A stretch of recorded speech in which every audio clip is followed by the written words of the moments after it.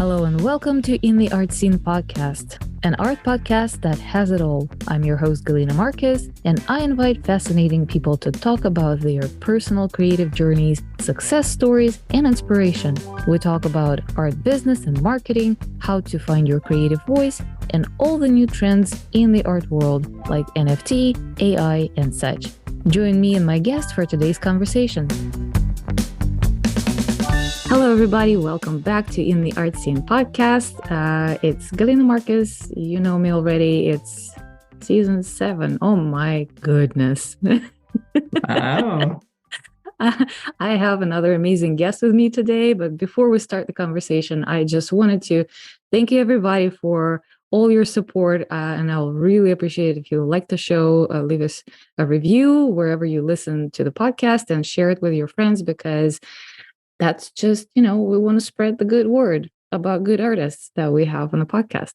All right. So I am with Rie Takeda today. She is calling in from Germany, which is, we were, how many? It's 8 hours apart. I think we're 8 hours apart. You got 9 o'clock at the moment? Yeah. So we got, 9 hours till the summertime kicks in, I think. Yeah, I don't know if they still change the clock in Germany for the daylight savings. They still do, I think. Okay. Well, yeah. Well, anyway, Rie is a very special artist because she is doing something that we haven't been talking about on the podcast yet. She is a calligraphy artist, a visual artist. She's a teacher. Is that correct? Yeah. So with this, I will just give the word to her. Please introduce yourself and welcome to the podcast. Thank you for your intro and thank you for inviting me. My name is Rie Takeda. I'm an artist and a calligrapher. And also I teach the art of Shodo, which is the traditional Japanese calligraphy art form in Europe, Germany, and Switzerland, and also UK, London. And I got a domestic course and my own online courses. So my students and really hardworking learners, they come from everywhere in the world, worldwide, which is really exciting. Well, that's great. Yeah, that's the intro. And I paint, and I create artworks alongside. Yes. Awesome. Well, welcome again. And thanks for mentioning the Domestika course. We will make sure to put the link for the course in the show notes. So if you guys are interested, great. Yes. So more students for you. That would be great. If you guys are interested in learning calligraphy, traditional Japanese calligraphy, after this episode, or like not even after, during your listening to this episode, just go to the show notes and click the link and check out the Domestika course. That's going to be awesome. All right. So I know that calligraphy in Japan is the art, is the art process in itself. And it has a lot of meaning and years of practice. And every calligrapher, the calligraphy artist has its own kind of signature stroke. But that's a very kind of a surface knowledge. Beyond that, I know nothing about calligraphy. So can you just educate us a little bit? And okay, so that's called a Shodo. Maybe not many of you have heard that word Shodo. This is like so this is like one of the Do arts form. Maybe you heard Aikido, Karate Do. So Do is the way. Yeah, the way, and also the path.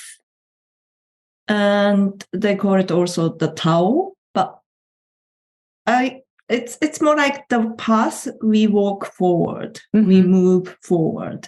So it's indicate the process and also process of mastering the art on this path, which is like a metaphor for life. It's almost like a purpose, right?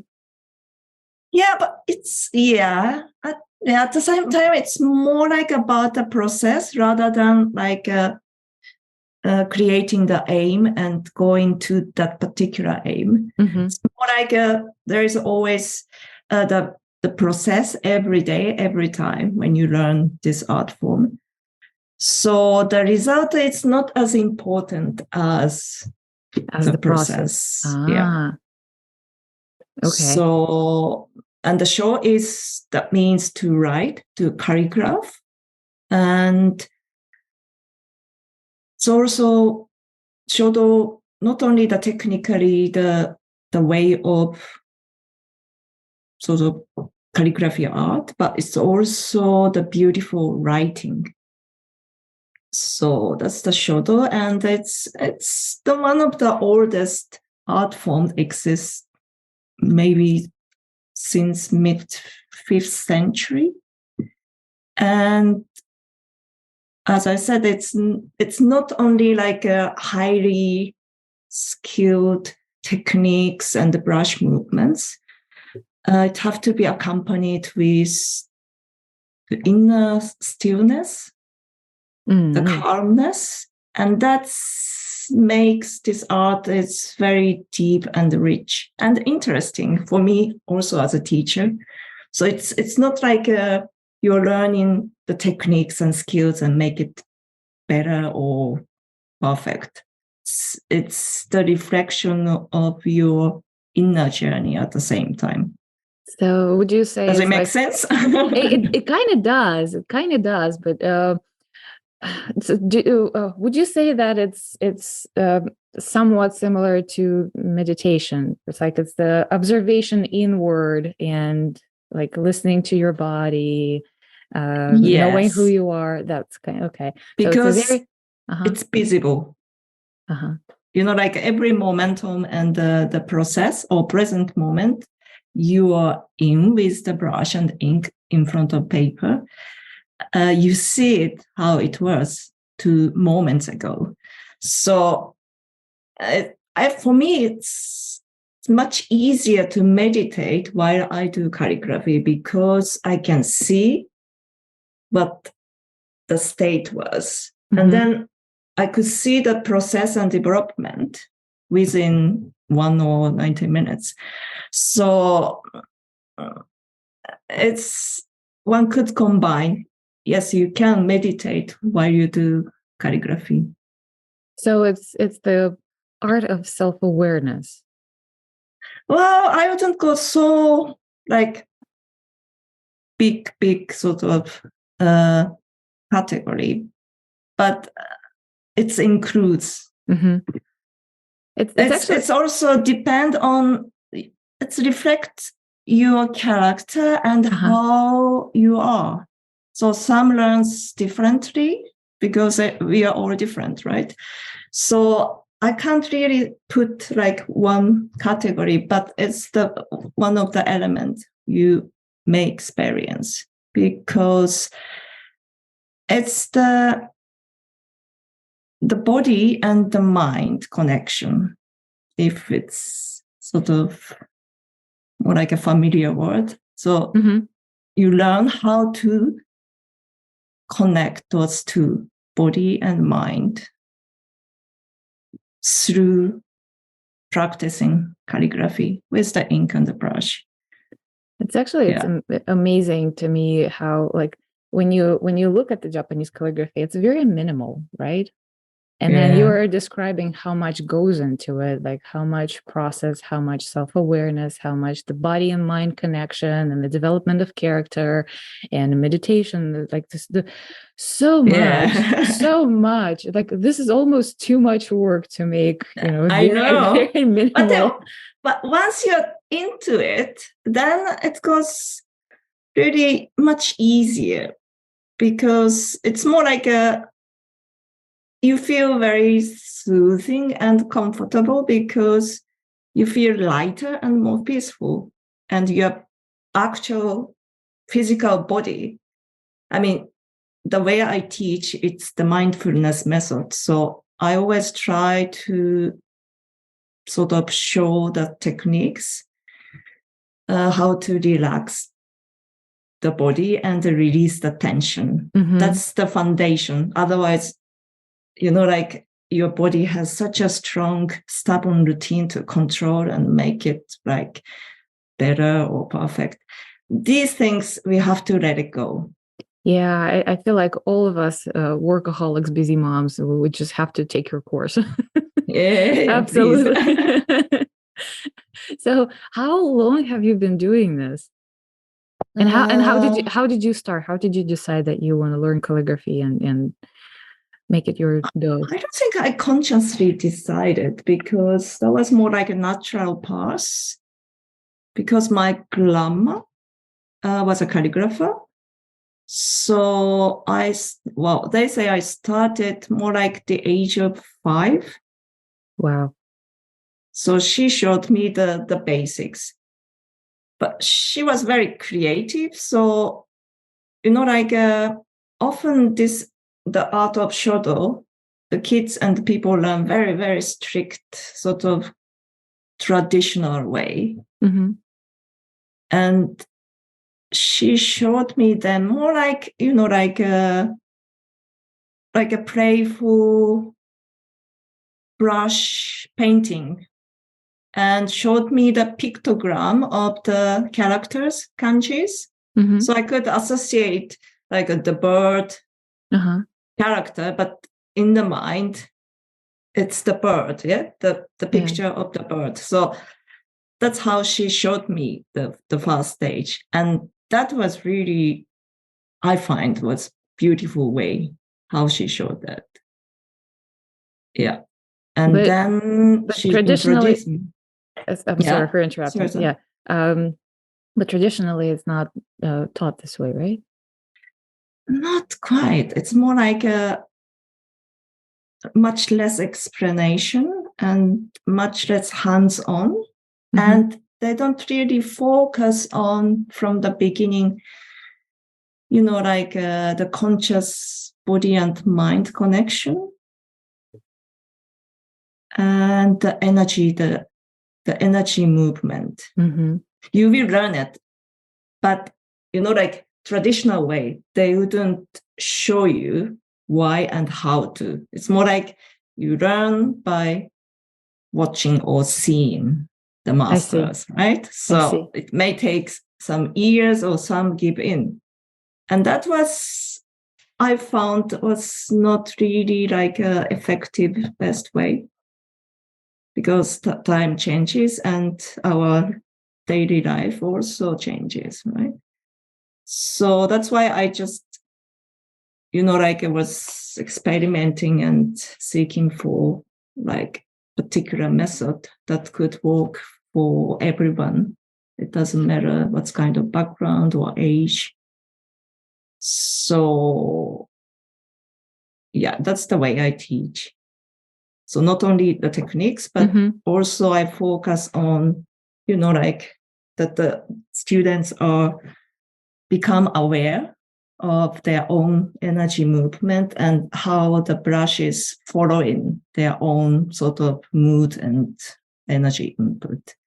I know it sounds very abstract, but it's really it's so like, the more you're talking, like it is abstract, and especially for I mean, I would probably generalize, but I think for the Western European American student, it is very abstract, because we're not brought up with the same culture as I mean, I assume that you were born and raised in Japan, right? Yeah.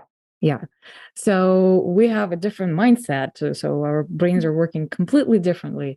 But the more I listen to you, the more I want to take that course. So I think, well, for sure, by the end of the hour, I will be a sign up. That would be wonderful. It's amazing. I love the story about your grandma. And your grandma probably learned the traditional way, right? Yeah, she did. Yeah. And then she just decided that, the time is changing, and that's not how the art should be transferred to the new generation. And at the age of 5, if you go really strict way, okay, I know some still does, but it's kind of risky, right? Yeah. Maybe they go really like. So I think she just went very slow and more like observing how I was dealing with it. Dealing with the process of calligraphy. Yeah. It was really nice. Even as a child, I felt really, how do you call it, very peaceful and calm.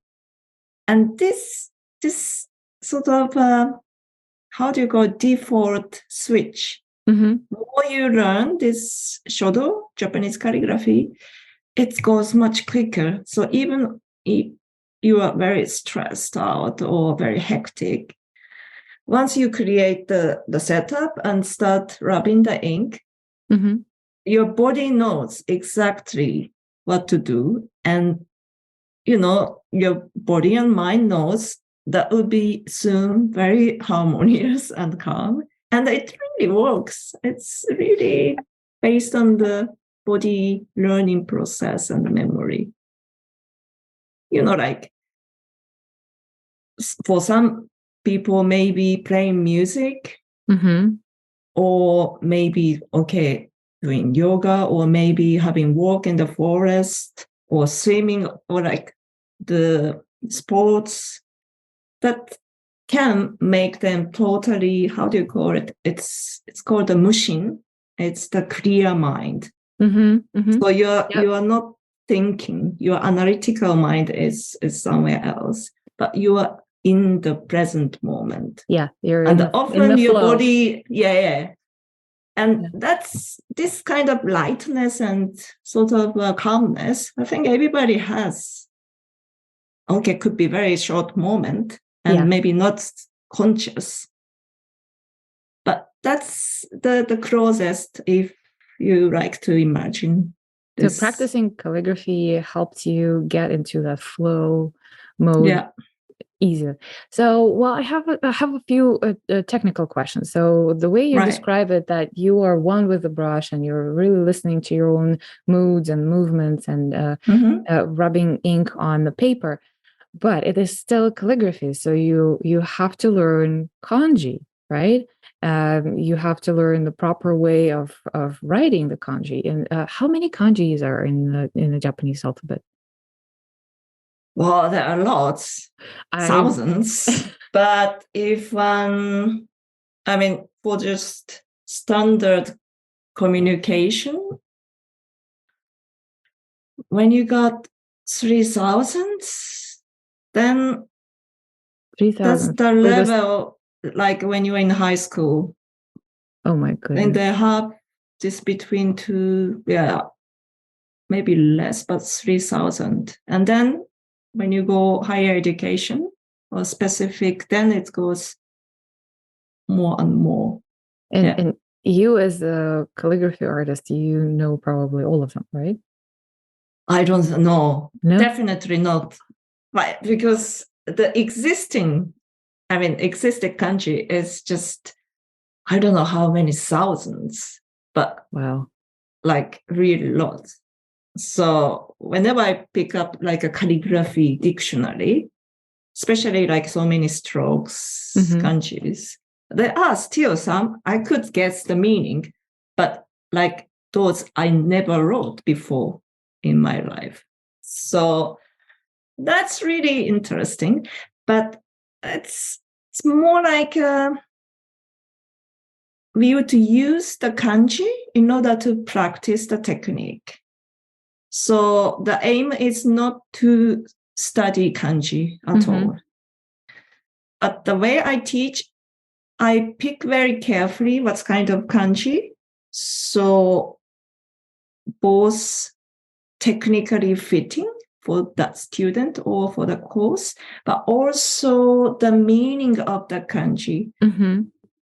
So let's say in springtime, you have more like the sakura, cherry blossom, more pinky, flowery feeling, or the text or poetries.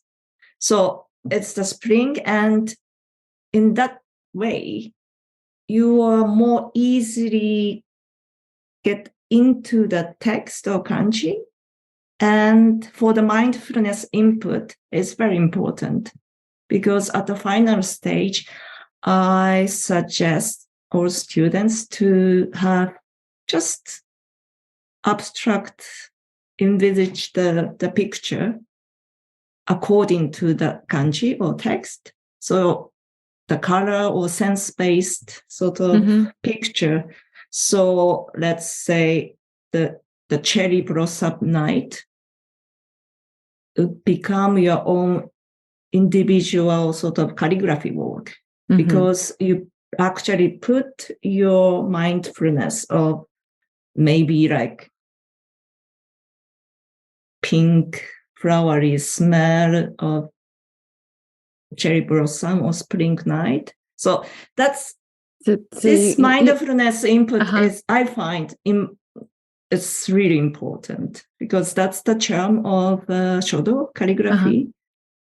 So the calligraphy has this, I wouldn't say like a spirit, but it has this particular energy you calligraphed with. And that makes it very unique and individual. So that's fascinating side of calligraphy too. So a rhetorical question. You don't have to answer it, but I was thinking you're talking about springtime, cherry blossoms, pink color, flowery fragrance, which totally makes sense. You are creating for yourself an ambiance that puts you in the zone that helps you write that particular kanji that relates to this, right? So when you're teaching European students, right. There are not that many, well, there are some cherries, but not like in Japan. They're not the sakuras in Europe, but spring, I would assume, is associated more with like Easter bunny. Have you done a kanji for like Easter bunny or something with people? Easter bunny, not, but the bunny. Bunny. I mean, the rabbit. Yeah. Yeah, because this year is the year of the rabbit. Yes. In the zodiac calendar. So I know in Europe or in America, bunny it's always springtime and Easter. Right? Yeah. So that was quite a bit strange and refreshing, when I did the New Year's calligraphy on the 2nd of January. Oh, nice. Like everybody was calligraphing the bunny. A bunny. Not for the Easter, but for the New Year. For the New Year, yeah. Maybe some of them associated with Easter eggs and Easter bunnies. That's possible. But that's you got this freedom of how you, output your image. And that's why it makes it like hundreds bunnies are always different. There is not a single one looks the same or identical, because we are all different, right? So that's really unique. You mentioned that there is a whole library of calligraphy, and that sometimes you are consulting with that library to find a proper kanji, and some of them you have never written before. So what is library for calligraphy? Because it's not just an alphabet, right? It's a different type of literature. Is that correct? Can you? It's let's say there is a one kanji describes, let's say, spring, right? And within the basic styles, calligraphy styles, there's 3 basic types student will go through. But then when you look up spring, this kanji, in the calligraphy, so professional calligraphy library, there could be not hundreds, but maybe 30, 40 types of calligraphy styles, because it's also the history of more than 3,000 years. Some reflect the shogunate of that time, or the trend, or famous artists or poetries use this particular style. So it goes really diverse and really deep. But as a learner, normally I would introduce 3 types of calligraphy styles. So one is more block style. It's like a sort of printing style in the West. And then the second is gyosho. It's semi-cursive, so it goes a bit more curvy. And the third is social. Often they call it also grass style, grass writing. It's really like flowy, as if like water goes really light flow. So I see one behind you on the wall. Is that representative of the third type? That's more like, okay. More like a third style. But because it's a Zen word, it's just in the design is a bit different. But yes, you can see how the brush moves. So more curvy it gets, the brush movement gets more visible. Sort of. That means your energy flow becomes more visible. So it's lighter and flowy. So the first 2 are more so the third one is more artistic, right? And the first 2, well, they're all artistic. How should I say that? Style? Let's say if I explain, let's say more the first style, let's say there is 3 points. You have to note them all. And the first style is you go really clear and straight. So everybody could see 3 bridges between 3 points. That's the first style. And the second style, you keep the 3 points as before, but the way you note them, connect them, goes more curvy and lighter. And the third one gets even lighter, but the essence of these 3 points stays the same, but the look's different. I see. Does it make sense? Yeah, it does. So it's like, instead of going like, so square, slowly goes detour and curvy, and the next is even more simplified. So I understand. Well, again, the more I listen to you, the more I want to take this course, because like I'm a very visual person. I really need to see. I can't imagine too nerdy. No, it's cool. It's cool. That's what we want here. It's totally fine.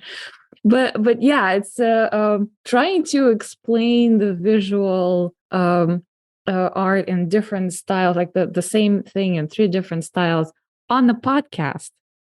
That takes a really good teacher. Because now we see each other, so I try to use my hands, which I shouldn't. If you don't mind, if you can share with me some of the examples of 3 different types, so I can also put them in the show notes, so people who are listening can actually have a visual reference. That would be awesome. Yeah.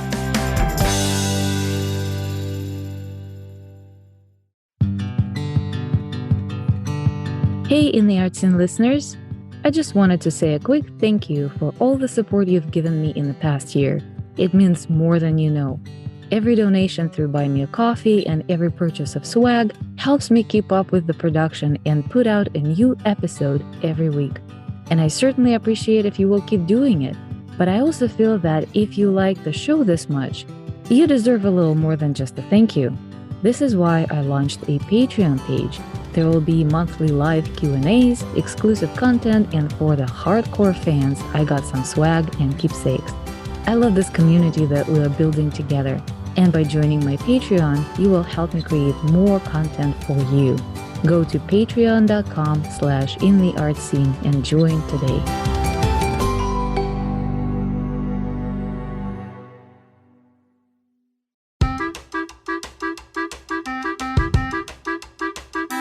Hey, remember I said I'm a one-woman show?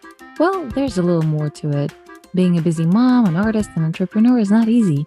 There's just not enough hours in a day to do everything I need to do and produce a podcast. And let's be honest, I know close to nothing about the sound production and editing. This is why I use Fiverr. I have found the most amazing professional editor who's been a part of my team since season 2.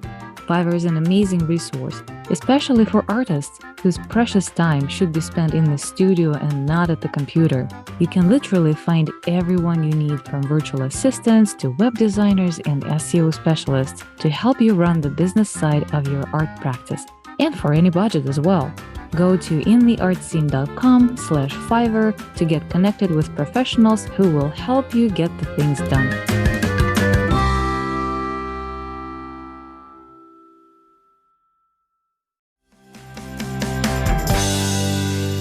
So I have another question, and that's, again, probably my Western ignorance, but is the way you're writing the kanji, like every stroke, so kanji is like a symbol for something, and sometimes it's a very complex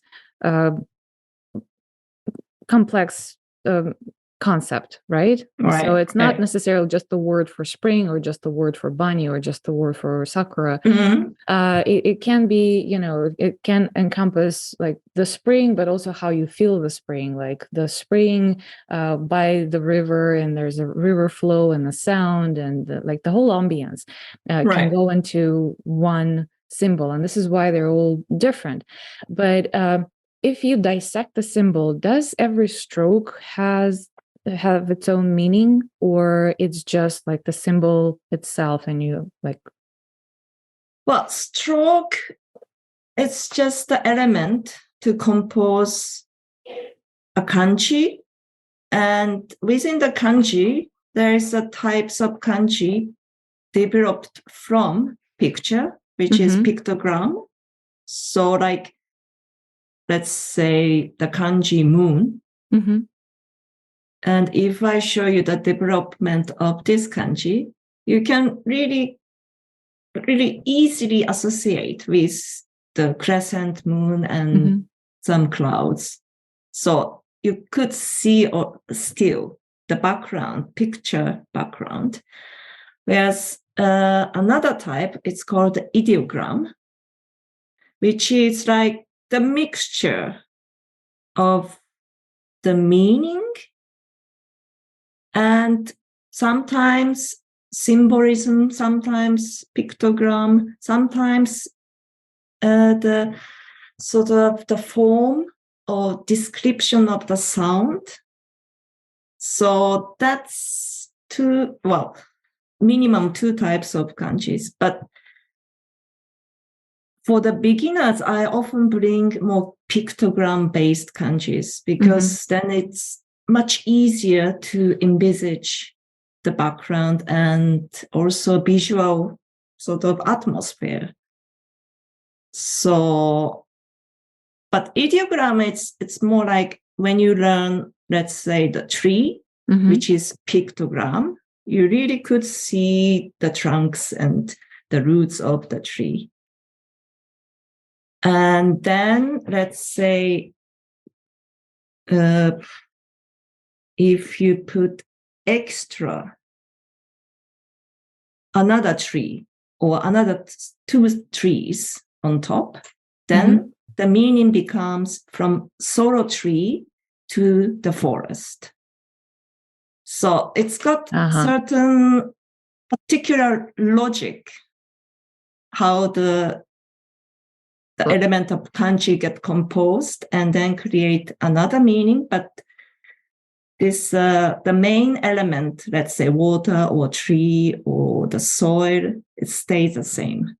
Well, this but is the why meaning sort of develops. Like I know it's very just a different way of thinking and seeing the nature or maybe the feeling. But the kanji describes very abstract background.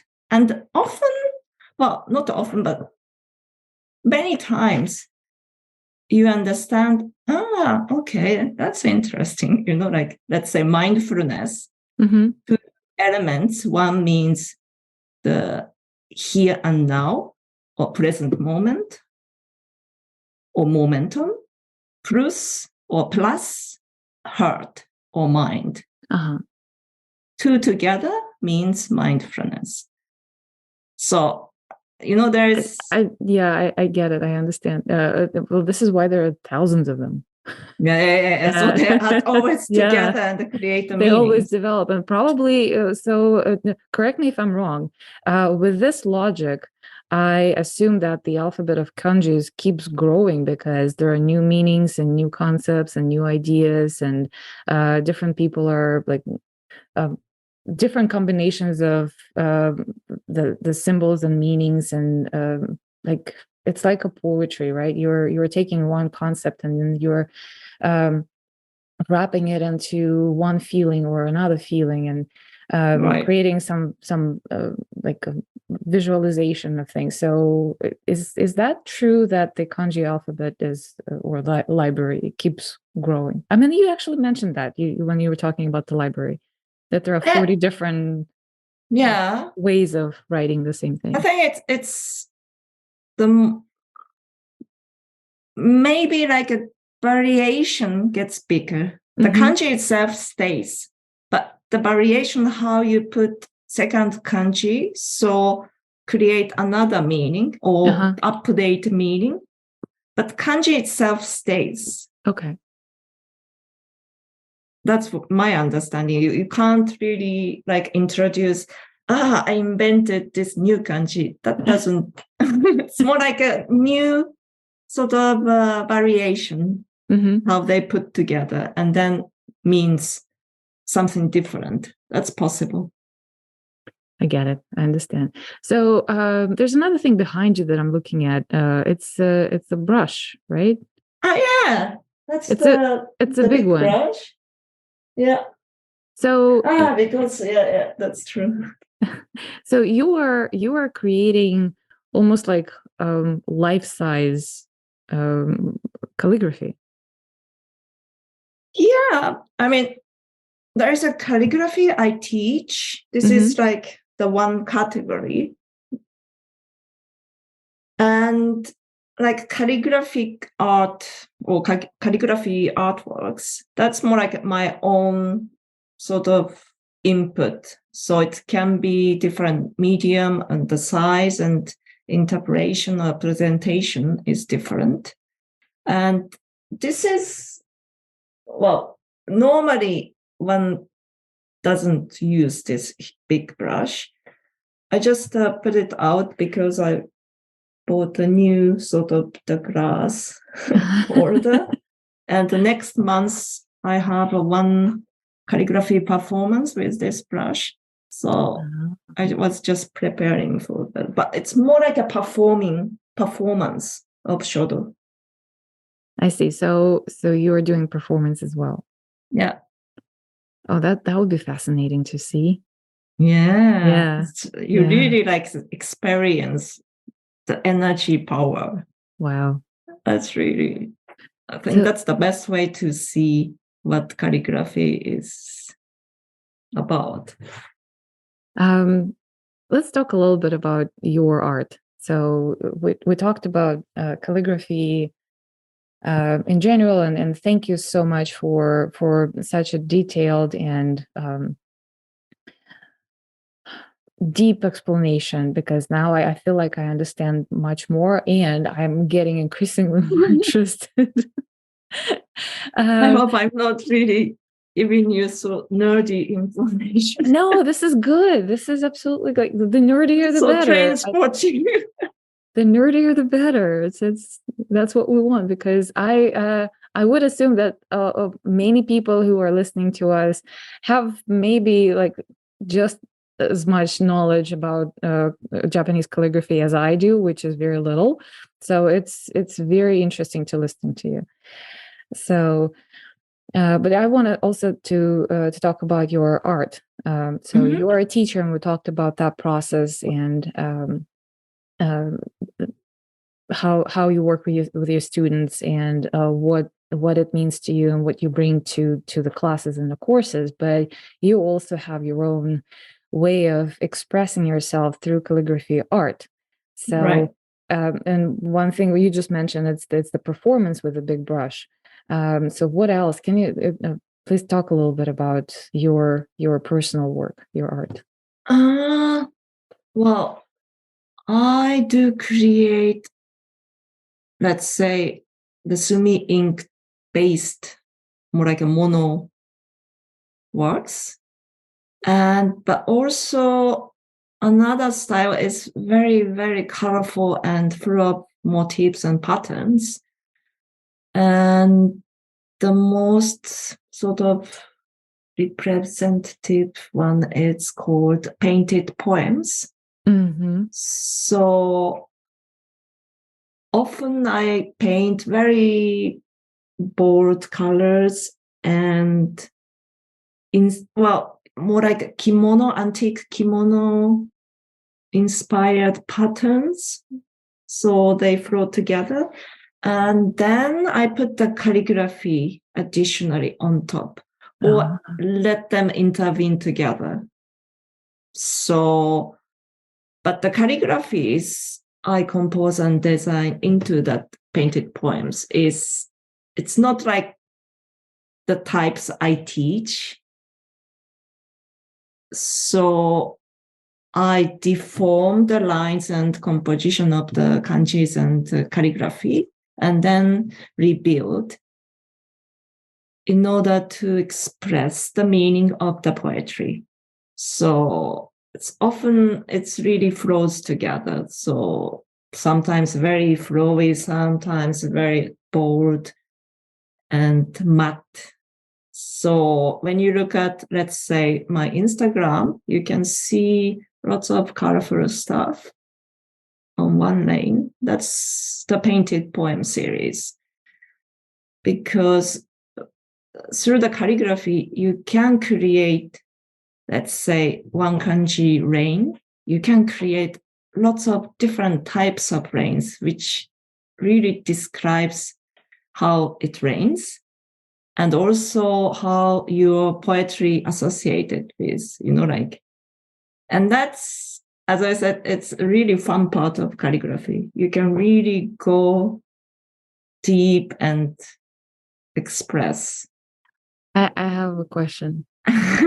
Do you write your own poetry that you paint? Or yeah, I do. Okay. Yeah. So it's more like a haiku inspired poetry. It's very not long, short, and often it rhymes, but short poetries. Yeah. Can you read one for us? I haven't got it in my head, but let me just. Is there anything? Let me just get one card I have. So this is the painting called 888 Aikawaratsu. That means as always, the title. And then the poetry is, so we and our love goes on as always. So that's very short. But 888 is coming from, you can see just behind two fish, like a fish element, two spiral creating 8, right? Yeah. And then two fish composing, like opens up, the tail opens up, right? And this line indicates 8 in Japanese, so in kanji. And 8 because the tail is open, the future is bright and open. And it's more like the good luck sort of bringer. And that's a typical type I do, sort of. And then the calligraphy, it's more like emerged together with the spiral movement, more like a watery. Mm-hmm. So they don't really go loud and against each other. Mm-hmm. So sometimes on purpose, I put really calligraphy on top, more flat, bold way. But often it's really like into the composition and let it flow together with other elements. And so that's the color. And the circles, the spirals also look like the circles in the water, like the ripple. Yeah. The water ring. Yeah. And it also reminds me of the Enso circle. You know, the calligraphy. So that's also the open and infinity. So there's always like, I play with those sort of the symbolic sort of symbolisms and amazing. The metaphor and the word games. It's amazing. It's beautiful. It's absolutely beautiful. Thank you. So it's a card. Is it available somewhere? The card I'm not selling. This is more like for sort of students and for the clients. But the print is available. Okay. And the original size is it's more like a, let's say, quite big, 70 times 800, 1 meter.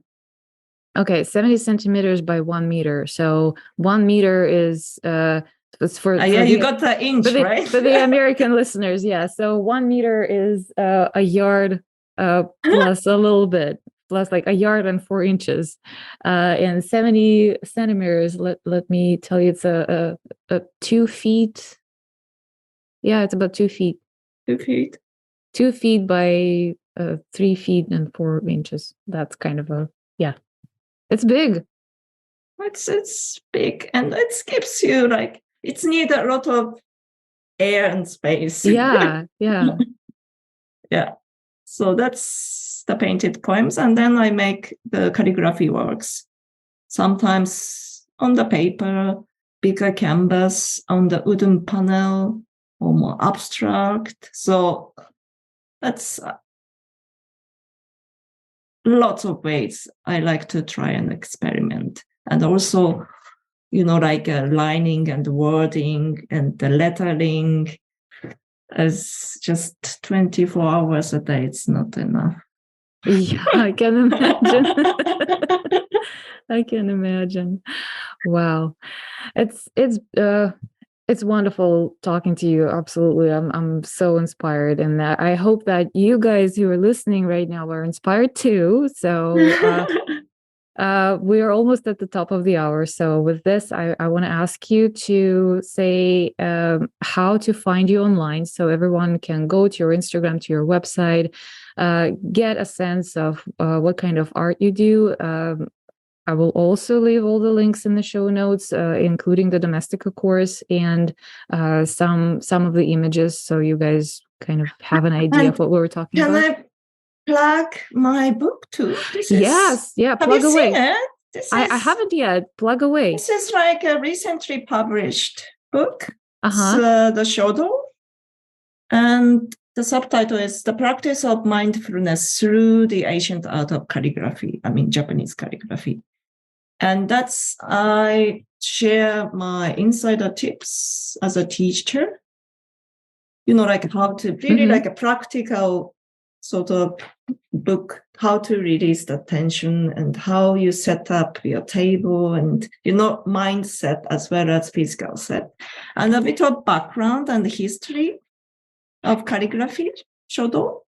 And there's always like a Zen background, you know, like the clear mind, spirit, and also like utensils, materials. So one can always go back and check and then how to activate the chi, inner energy. That's I always do before the class and courses. So I put the detailed exercises and then warming up exercise, and I put 10 sort of kanji templates. So one could learn techniques and all the sort of, the details and the energy movement. And it's nicely, beautifully done. I really like the paper as well. It's very organic feeling. It's it looks like a beautiful book, and it's thick. So you guys can get it. There's a lot of material in it. So you can read and try out. Yeah, Ray really put a lot of energy and a lot of love in this book. So where is it? How long did it take you to write this book? The actual timing, the time frame was like more than a year. But because I've been teaching Shodo more than 23 years and more than 13, 14 years in this method. So, like the materials and everything were there, but I have to organize and put them into systematic, clear way. And that took me like 1.5 years to put together. So it's clear and sort of harmonized to go through. But the materials and the method, everything was already in my archive. So that's a lot of work. And the book is in English, right? Yeah, that's in English. Okay. Where is it available? Where can people buy it? In the States, there are about really good, I think, all book retailers, both online and also physical bookshops. Is it available on your website? Can people just order from your website? And is it on Amazon? Also in Amazon, and I think the Penguin and the London House, they sell it too directly. Yeah. So it's already available in the States. Awesome. Perfect. So we will make sure to link that too. Oh, great. So between the course and the book, I think you're set. Just jump so on much information, right? Yeah, no, just jump on this. It's amazing. Yeah, invite me again then. We can I will. Talk more. No, absolutely, I will. Absolutely will. So how do we find you online? What's your website? What's your Instagram? Instagram, if you go to the Neo-Japonism, Rie Takeda, then should be there. Neo-Japonism Atelier. Let me just check. I'm not sure. But Rie Takeda. We can just search by Rie Takeda. Yeah, Rie Takeda and Neo-Japonism Atelier as a one word. That's the actual sort of address. And then Rie Takeda, then you see. And also, if you go there, those 3 basic calligraphy styles, you can see very clearly, because I try to create and share the image every maybe 10 days. So you can really see. And often I explain the kanji background, like those pictogram and ideogram. So in Instagram, you can see more like an organized way, those daily images and works. Yeah. Definitely. Perfect. So I will have to wrap this up with you. It's been an amazing hour. Oh my God, I feel like we can just sit and talk and talk and talk and talk. Yeah. I'm sorry. I think the way I talked was really unorganized, right? I hope No, you won't have well, a problem to. yeah, again, for my for my Western ignorant mind, no, it was actually very interesting, and Yeah. I didn't feel disorganized. I felt inspired. I truly Great. I I'm truly do feel glad. inspired. So you have one sign up student already, at least for the Domestica course. We will count how many people will sign up Oh, after yeah. this podcast is on air, which is about, if I am not mistaken, it's going to be probably around April. Oh, great. Spring. Spring, yes, perfect. Um, Everybody go to the show notes, check out Ria website, Instagram, a book, Domestica course. I will also link her courses. You're teaching in person, right? So is there Yeah. a schedule, I assume, somewhere on your website? I will make sure to put that on the show notes as well. That's great. Awesome. So, and if there's something going on in April that you know about, because I'll touch base with you before we put the podcast on air. If there's something, the performance, the show, you can let me know and I'll put it out there as well. Okay. So you guys Perfect. just it should be already in the show notes. Go check it out. Thank you so much for your time. Oh, thank you for inviting me. It's lovely. I'll be having you on the show again. That's absolutely yes, for please. sure. That would be lovely. Yes. And enjoy your evening in Germany. Thank you. You have a beautiful day too. Thank you. Alrighty. We'll see you again in the art scene. Bye. Yeah. Bye. Thank you. It has been another episode of In the Art Scene podcast. If you liked today's conversation, please give us a good review on Apple. And go listen to other great stories.